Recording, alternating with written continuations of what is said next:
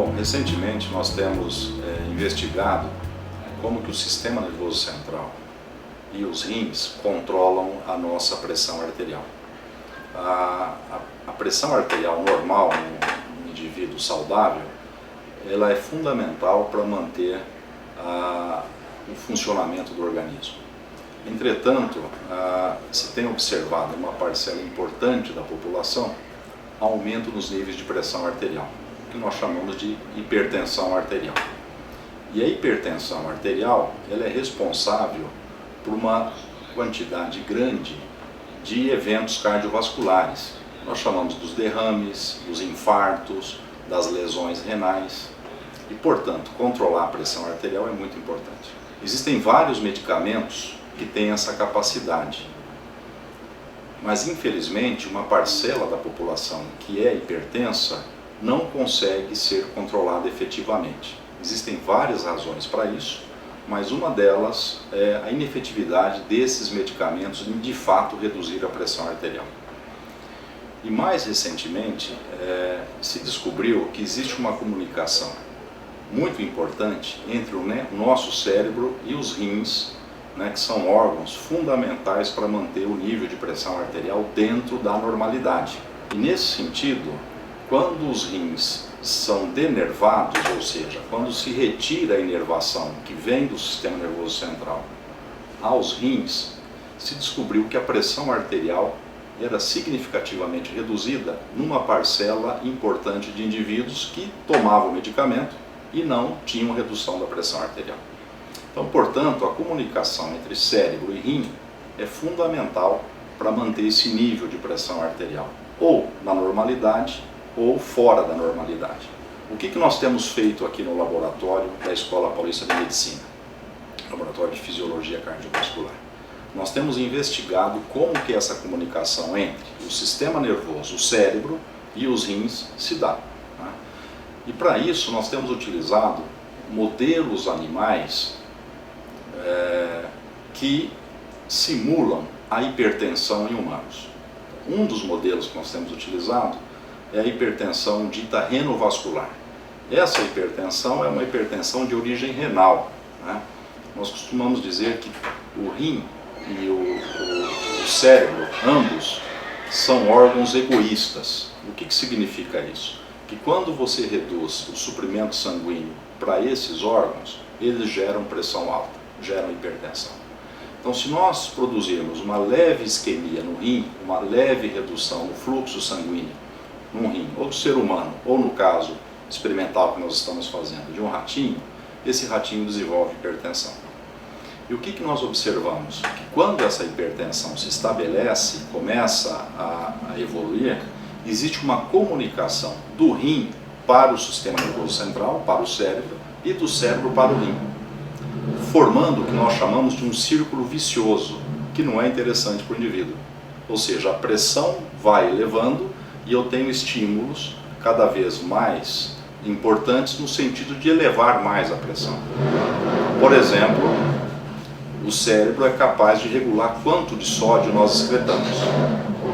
E esse desvio acontece à medida que essa hipertensão evolui, ou seja, o nosso cérebro passa a sinalizar para o rim que ele precisa ter estímulos que são pressores, mas o indivíduo já está com a pressão alta. E, curiosamente, quando nós fazemos a denervação, ou seja, se tira essa informação que vem do cérebro para o rim, nesse modelo de hipertensão, a pressão arterial diminui. Mesmo o estímulo para gerar hipertensão, esse estímulo está mantido, ou seja, a isquemia renal está lá, ou seja, esse rim recebe menos sangue do que o normal.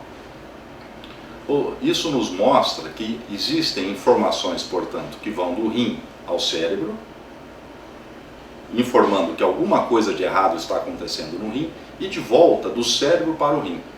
Então, na realidade, essa hipertensão tem como finalidade vencer o baixo fluxo sanguíneo renal, reperfundir aquele rim.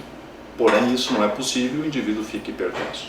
Então, nesse sentido, a gente acredita, os nossos dados nos levam a crer que existem aferentes, são como se fossem informações que partem dos rins, que vão ao cérebro nosso e estabelecem um novo nível de funcionamento para regiões do nosso cérebro que controlam a nossa pressão arterial. E o indivíduo passa então a ter um nível de pressão arterial elevado. Portanto, o que a gente tem avaliado é como essa comunicação se dá, né? E esperamos que com o avanço no entendimento de como que essa comunicação ocorre, a gente vai poder desvendar os mistérios da hipertensão. 90% dos indivíduos hipertensos são chamados hipertensos essenciais, primários. Nós não sabemos a causa. Sabemos que a hipertensão precisa ser tratada, mas a causa é desconhecida. Qual que é a nossa hipótese? Que disfunções nesses dois órgãos, novamente chamados, entre aspas, né, egoístas, né, eles geram muita pressão, cérebro e rim, essa disfunção é fundamental para gerar um novo patamar, um novo nível de pressão arterial. Mais recentemente nós temos feito alguns estudos trabalhando com a estimulação do nervo renal, então estimulando esse nervo artificialmente, e nós temos encontrado algumas respostas bastante interessantes. Propositalmente nós procuramos fazer um aumento dessa atividade do nervo de forma artificial ligeiramente mais alta do que a atividade normal desse nervo. E nós observamos que apenas 1 hora depois que nós começamos a estimular eletricamente esse nervo, como se eu estivesse mimetizando uma situação de aumento de atividade simpática para o rim, nós observamos que apenas 1 hora depois eu tenho a reabsorção de mais sódio e a redução da formação de urina, portanto, segurando mais água dentro do sistema. Isso promovendo, levando com o passar do tempo a um aumento da pressão arterial. Então, esse é um dado que é muito interessante, porque mostra que 1 hora, é muito pouco tempo se nós pensarmos, 1 hora de aumento dessa atividade já leva à alteração da regulação de transportadores de sódio. No caso, nós vimos o transportador NH3, que é um transportador de túbulo proximal muito importante para reabsorver sódio. Apenas 1 hora já causa isso. E com um aumento de atividade simpática relativamente pequeno. Então isso mostra que a capacidade aí de comunicação entre o sistema nervoso central e o rim tem essa possibilidade de ser muito rápida, muito intensa. E para nós isso é muito interessante de tentar entender. Obviamente pode ser que se eu estimulasse por mais tempo, essa resposta se alterasse. Mas é interessante imaginar que, por exemplo, numa situação de estresse, vivência de estresse por um período relativamente curto, o indivíduo pode ter sim aumento dessa atividade simpática, segura mais sódio, segura mais água e ajuda a subir a pressão. Então esses são dados bastante interessantes. Uma coisa que também nós estamos tentando entender é o que no rim se modifica para sinalizar para o sistema nervoso central que ele precisa de aumentar a sua atividade ou diminuir a sua atividade. Então, embora pareça simples, mas não é, porque o rim pode produzir N substâncias que a gente não sabe exatamente o que é que está estimulando esses receptores sensoriais que nós temos lá e que sinaliza para o sistema nervoso central alguma coisa. Então pode ser fatores inflamatórios, estresse oxidativo, a redução de fluxo sanguíneo. Tudo isso pode, isoladamente ou em conjunto, aumentar essa sinalização do rim para o sistema nervoso central. E uma coisa que é muito interessante é que a resposta do sistema nervoso central pode ir para o rim, e que nós temos visto que essa alça existe, rim, cérebro, cérebro, rim, e também essa sinalização vinda do rim pode alterar a sinalização nervosa para outros territórios.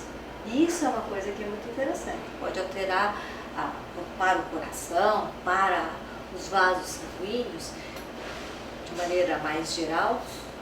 E isso é absolutamente interessante, para a gente entender melhor qual a comunicação dentro do sistema e quais as consequências, não só para o rim e para a hipertensão, que é o nosso foco de estudo atualmente, mas também para outras patologias e para outros órgãos. A denervação renal em humanos já está sendo realizada.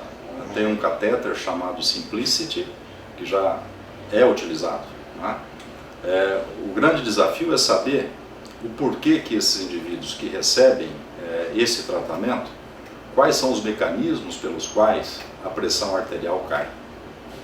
Ou seja, não há ainda o entendimento de como isso acontece.